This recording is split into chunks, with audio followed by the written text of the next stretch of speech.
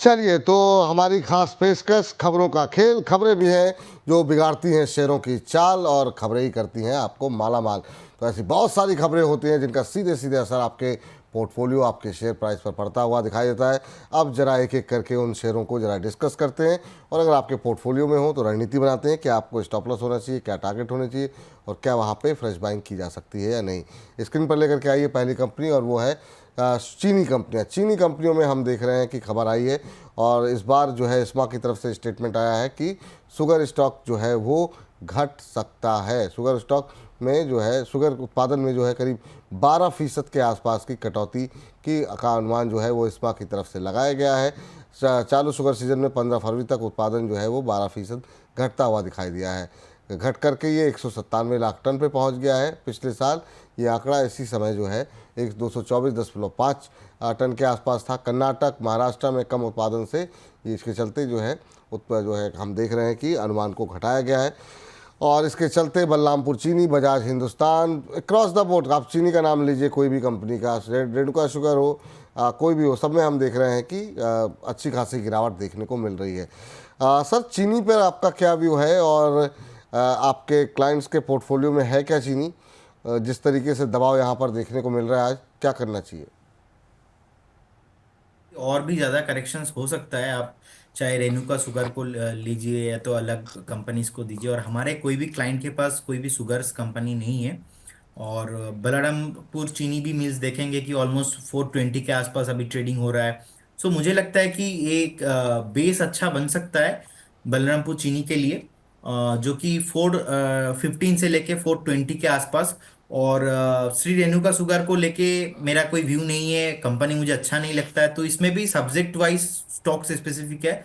लेकिन ओवरऑल अगर मैं काउंटर को देखूंगा कि अभी भी पॉसिबल है, ऑलमोस्ट 10% और भी नीचे आ सकता है। क्योंकि मैं अब देख पा रहा हूँ चार्ट में लास्ट बहुत दिन से, अगर आप देखेंगे कि जहाँ पे टॉप बनाया था ऑलमोस्ट जो ओवरऑल शुगर इंडस्ट्री है, वैसे भी बहुत नीचे अभी आ चुका है। और मार्केट कैप भी अगर आप देखेंगे कि बलरामपुर चीनी का ऑलमोस्ट 8,500 करोड़ के आसपास है, बहुत ही ज्यादा नहीं है। तो ओवरऑल मैं थोड़ा इसमें बुलिश नहीं हूँ। मुझे लगता है कि थोड़ा और टाइम चाहिए, और थोड़ा देखने के बाद इसमें निवेश करना चाहिए। ठीक सर। तो चीनी के लिए ये राय यहाँ पर निकल करके आती हुई, और इस बीच अगली कंपनी लेकर के आते हैं और वहाँ देखते हैं क्या खबर है और खबर का असर किस तरीके से देखने को मिल रहा है। इसके अलावा मैक्स फाइनेंशियल की बात कर लेते हैं। यूबीएस ने यहाँ पर शेयर की रेटिंग और लक्ष्य दोनों में बढ़ोतरी की है। कारण क्या उन्होंने बताया? उन्होंने कहा अगले 3 साल में कंपनी जो है वो अपने बेड्स की संख्या वो डबल करने जा रही है। आने वाले क्वार्टर्स में कंपनी के नतीजे काफ़ी बेटर रह सकते हैं। शेयर की रेटिंग को उसके बाद जो है न्यूट्रल से बढ़ा दिया गया है। शेयर पर लक्ष्य जो है वो डबल कर दिया गया है, 600 रुपये से बढ़ा करके सीधे 1200 रुपये कर दिया गया। और उसी के चलते आज सुबह से ही मोमेंटम जो है वो मैक्स फाइनेंशियल में पॉजिटिव देखने को मिल रहा है, और अगले 3 साल में कंपनी अपनी बेड की संख्या दोगुनी करने जा रही है। सर, कैसे देख रहे हैं मैक्स को लेकर, मैक्स हेल्थ केयर को? यहाँ पे अभी क्या स्ट्रेटजी होनी चाहिए? क्या जिस गिरते बाजार में जिस तरीके से शेयर होल्ड कर रहा है, क्या यहाँ पर पोजीशन ले जा सकते हैं अभी? हाँ सर, लास्ट क्वार्टर में प्रोमोटर ने ऑलमोस्ट 3.5% के आसपास अपना प्रोमोटर होल्डिंग डिक्रीज किया है, जो कि एक नेगेटिव चीज है। और मैक्स फाइनेंशियल का अगर हम चार्ट देखते कि चार्ट में जो है सपोर्ट था ऑलमोस्ट 1150 के आसपास, अभी उससे भी नीचे आ गया है, 1050-60 के आसपास अभी ट्रेडिंग हो रहा है। मुझे लगता है फ्रेश सपोर्ट जो है 1030 के आसपास, अगर 1030 से नीचे चला जाता है, नेक्स्ट सपोर्ट जो होगा बहुत दूर है, वो 850। तो मुझे नहीं लगता इमीडिएट लेवल पे अभी 1030 के नीचे आएगा। अगर 1030 सस्टेन होता है तो हो सकता है कि नेक्स्ट एक बार उनको जो नेक्स्ट टारगेट हो सकता है वो है 1110, उसके बाद हो सकता है कि 1220। एक बार 1030 is a very important level, एक बार इसी लेवल पे फोकस करना चाहिए। ठीक। इस बात से अपने दर्शकों से क्षमा चाहेंगे कि मैक्स हेल्थ केयर की जगह जो आप ग्राफिक्स पढ़ रहे थे वो मैक्स फाइनेंशियल लिखा हुआ था, वो हेल्थ केयर थी कंपनी।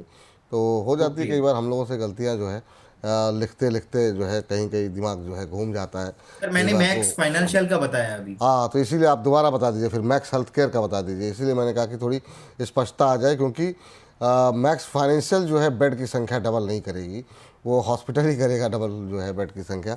जी sir. Okay. Max health care पे मुझे लगता है कि सर चार्ट में ठीक ठाक है, जैसे कि मैं मैक्स फाइनेंशियल पे बता रहा था कि प्रॉब्लम है, यहाँ पे कुछ भी प्रॉब्लम नहीं है चार्ट में। और मुझे लगता है कि एक बार जैसे कि 2022 में 15 अगस्त के आसपास से जो एक ट्रेंड स्टार्ट हुआ था वीकली चार्ट में, वो भी अभी मेंटेन है। और अभी जो नीचे आया था रिसेंटली अपना ऑल टाइम हाई से 1200 से ऑलमोस्ट नीचे आते आते जो भी 980 के आसपास आया, वहां से बाउंस बैक करते हुए अभी ऊपर आ रहा है, और मुझे लगता है this is a perfect zone for buying. जो एक आज तक के सर, आज आज के डेट में जो भी आपने स्टॉक डिस्कस किया, वन ऑफ द बेस्ट अभी चार्ट है मुझे जो लग रहा है। और कहीं ना कहीं फार्मा को लेके मैं पॉजिटिव हूँ, हेल्थ काउंटर को लेके मैं पॉजिटिव हूँ। और आपने सर सही स्टॉक पकड़ा, मुझे लगता है यहाँ से डेफिनेटली बाई करना चाहिए, फ्रेश इमीडिएट लेवल पे उनको बाई करना चाहिए। 1030 के आसपास ट्रेडिंग हो रहा है। पहला target sir 1080, and second target 1140। और मुझे लगता है एक स्टॉप लॉस भी उनको मेंटेन करना चाहिए, वो है 960 इज योर स्टॉप लॉस। ठीक सर।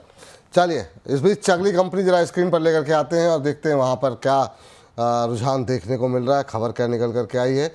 वो है जीएमआर एयरपोर्ट। जीएमआर एयरपोर्ट पे आपको बता दें कि डोमेस्टिक पैसेंजर ट्रैफिक जो है वो बढ़ता हुआ दिखाई दिया और इसमें करीब करीब 11% के आसपास की बढ़ोतरी आती हुई दिखाई दी है। इसके अलावा आपको बता दें कि यहाँ पर जनवरी 2025 में जो है उसमें ठीक ठाक बढ़ोतरी जो है वो पैसेंजर में देखने को मिली है ट्रैफिक में। एमओएम बेसिस पे हालांकि 2% के आसपास की गिरावट देखने को मिली है, अगर हम पिछले महीने के मुकाबले अगर तुलना करें तो। एयरक्राफ्ट मूवमेंट 9% बढ़ा है। डोमेस्टिक पैसेंजर ट्रैफिक वो करीब 11% के आसपास बढ़ा है। अंतर्राष्ट्रीय ट्रैफिक की बात करें तो इसमें हमने देखा कि साल दर साल के आधार पर करीब 12.5% के आसपास की बढ़ोतरी देखने को मिली है। लेकिन इन सब के बावजूद एयरपोर्ट के शेयर पर कोई खास गतिविधि नहीं रही और ये शेयर भी एनएचपीसी जैसा सर जिसने निराश किया और 100 की उम्मीद आएगा आएगा तमाम लोग इंतज़ार करते रहे। इसने 100 का लेवल नहीं टेस्ट किया तो नहीं टेस्ट किया। अब 70 रुपये के आसपास है। इतनी सारी घटनाक्रम चल रहा है, इतने सारे हम देख रहे हैं ट्रैफिक, एयर ट्रैफिक बढ़ता हुआ दिखाई दे रहा है, शेयर पे कोई खास गतिविधि नहीं है। आपकी टिप्पणी क्या होगी? सर प्रोमोटर ने अपना जो 29% स्टेक है, स्टेक को प्लेज करके लोन लिया है। सो आई डोंट नो क्यों लिया है, हो सकता है उनको कोई नीड होगा। First negative point. Second negative point है सर, चार्ट में एक सपोर्ट था ऑलमोस्ट, वो है 78 के आसपास, उसके नीचे ही ब्रेक डाउन हो गया, अभी चल रहा है 69 68 के आसपास। तो नेक्स्ट जो सपोर्ट है वो है 62 61 से शॉर्ट टर्म के लिए 61।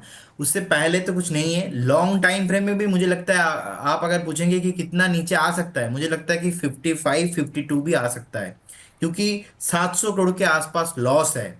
700 करोड़ का लॉस, उल्टा प्रोमोटर ने 30% स्टेक अपना प्लेज कर दिया और चार्ट में भी नीचे आ रहा है। 50 55 तो सर आना ही है। अगर किसी को स्टॉप लॉस मेंटेन करना है, एक बार आप 65 के स्टॉप लॉस के साथ इस काउंटर से आप एग्जिट भी कर सकते हो।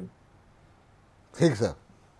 चलिए आगे बढ़ते हैं, अगली कंपनी जरा स्क्रीन पर लेकर के आइए और अगली कंपनी पर नजर डालते हैं यहाँ पर किस तरीके की खबरें निकल करके आ रही हैं और क्या रुझान अभी के लिए बनता हुआ दिखाई दे रहा है। अगली कंपनी है एबीबी। शानदार नतीजे।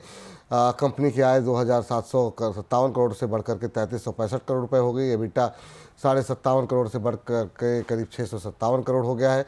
एबिटा मार्जिन काफ़ी अच्छे इंप्रूव हुए हैं और इसमें करीब 400 बेसिस पॉइंट के आसपास की बढ़ोतरी रही है और शानदार नतीजों के चलते शेयर में भी हम देख रहे हैं काफ़ी अच्छी मजबूती है।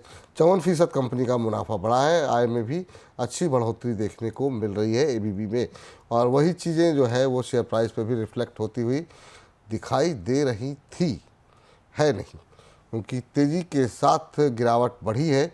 प्रॉफिट बुकिंग हावी होती हुई दिखाई दी है और अब लाल निशान में एबीबी का शेयर 2.25% नीचे। सुबह अच्छी मजबूती थी और अब दबाव दिखाता हुआ एबीबी इंडिया का शेयर। क्या करें सर, नतीजे तो अच्छे थे, ये हुआ क्या? सर मुझे लगता है कि ये जो रिजल्ट आया है इसका एक साइड इफेक्ट है, और आज मार्केट का मूवमेंट भी ठीक ठाक नहीं है। लेकिन फंडामेंटली कंपनी बहुत ही अच्छा है, बहुत ही अच्छा है। थोड़ा ओवर वैल्यूएशन था तो इसलिए अभी नीचे आ रहा है। तो मुझे लगता है एक सपोर्ट है ऑलमोस्ट 4,800 से लेके 5,000 के बीच। अगर किसी को फ्रेश बाइंग करना है, this is a good zone. अगर एवरेज भी करना है आपको, this is a very very very good zone, आप ले सकते हो। तो आप लॉन्ग टर्म के लिए इस काउंटर को आप होल्ड कर सकते हो। तो इस बीच सर और एक चीज है जो हमने बात कर रहा था निफ्टी का। निफ्टी ऑलमोस्ट 22,800 पे फिर से सपोर्ट लेके 22,916 के आसपास अभी ट्रेडिंग हो रहा है। तो चार्ट सर यही बोल रहा है कि अगर आज का क्लोजिंग 22,800 के नीचे नहीं रहा तो फिर से एक बार 23,300 से लेके 23,400 जा सकता है। तो अगर किसी को फ्यूचर में भी ट्रेड करना है तो एक कॉल मैं देना चाहूंगा, अगर आपके परमिशन हो तो। जी सर, बिल्कुल। सर मुझे लगता है कि निफ्टी जो फ्यूचर है, फ्यूचर को लॉन्ग करना चाहिए with A stop loss of 100 points only. 22,800 एक क्लोजिंग बेस स्टॉप लॉस रहेगा। और मुझे लगता है कि पहला टारगेट होना चाहिए कि 23,050, उसके बाद होना चाहिए कि 23,200। तो मैं फ्रेश, मुझे लगता है कि यहाँ से 300 पॉइंट नीचे जा सकता है। अगर आपका नुकसान हुआ तो 100 पॉइंट का नुकसान होगा। और आपको एक लॉट के साथ ही करना है, क्योंकि ज्यादा लॉट लेंगे तो आपको ज्यादा रिस्क भी हो जाएगा। तो आपके जो पोजीशन साइजिंग है इसको भी मैनेज करना पड़ेगा, ये आपको देखना पड़ेगा। तो मैक्सिमम डाउन साइड हो सकता है कि 22,800 क्लोजिंग बेसिस पे। और मुझे लगता है कि 23,300 तक इजीली जा सकता है अगर 22,800 होल्ड किया तो। जी, तो ये है निफ्टी को लेकर के ट्रेड की जानकारी। इस बीच 48 अंकों की अब गिरावट रह गई है। फिर से रिकवरी काफ़ी शानदार जो है वो आती हुई निफ्टी के अंदर। चलिए परसिस्टेंट सिस्टम पर बात कर लेते हैं, आईटी क्षेत्र से जुड़ी हुई कंपनी, और वहाँ पर क्या रुझान देखने को मिल रहा है। यहाँ पर आपको बता दें कि कंपनी के ऊपर जो है अंतर्राष्ट्रीय ब्रोकरेज फर्म की तरफ से मोहर लगाई गई है और उनकी तरफ से रेटिंग में बदलाव भी किया गया है। जेपी मॉर्गन ने कंपनी की रेटिंग और लक्ष्य दोनों में ही इजाफा किया है। आउट परफॉर्म की रेटिंग के साथ अब लक्ष्य को बढ़ाकर कर दिया गया है 7200 यानी 7200 करोड़ रुपए। आय और मुनाफे में FY27 तक अच्छी ग्रोथ देखने को मिलेगी। कितनी मिलेगी इसके बारे में जिक्र नहीं किया गया है। सर, परसिस्टेंट सिस्टम को कैसे देख रहे हैं, और ख़ास तौर से रुपए में जो कमज़ोरी देखने को मिल रही है, इसका फ़ायदा आईटी शेयरों को पड़ेगा क्या? सर मैं दो कॉल आज लेके आया था, एक मैंने बता दिया था और एक नहीं बताया था, वही है परसिस्टेंट सिस्टम। और मैं आईटी को लेके पूरा बुलिश हूँ बहुत ही, क्योंकि लास्ट वीक भी हमने बात किया आईटी को लेके। लास्ट 6 महीने में अगर कोई भी एक सेक्टर है जो अच्छे से ठीक ठाक नहीं नीचे गिरा है, वो है आईटी सेक्टर। तो उसमें एक काउंटर है जो परसिस्टेंट सिस्टम है। तो मुझे लगता है कि नेक्स्ट और भी पॉसिबिलिटीज है, हायर चांसेस है कि ऊपर आ जाए। अभी तो सर आज 5% के आप ट्रेडिंग हो रहा है, और मुझे लगता है कि एक बार उनको होल्ड करना चाहिए। 6,400 6,800 इज जोन नेक्स्ट टारगेट हो सकता है। होल्ड कीजिए, दबा के ऊपर आएगा एकदम। जी, चलिए, तो ये फिलहाल के लिए राय निकल कर के आती हुई, और इसी के साथ खबरों के खेल को करते हैं यहीं पर समाप्त।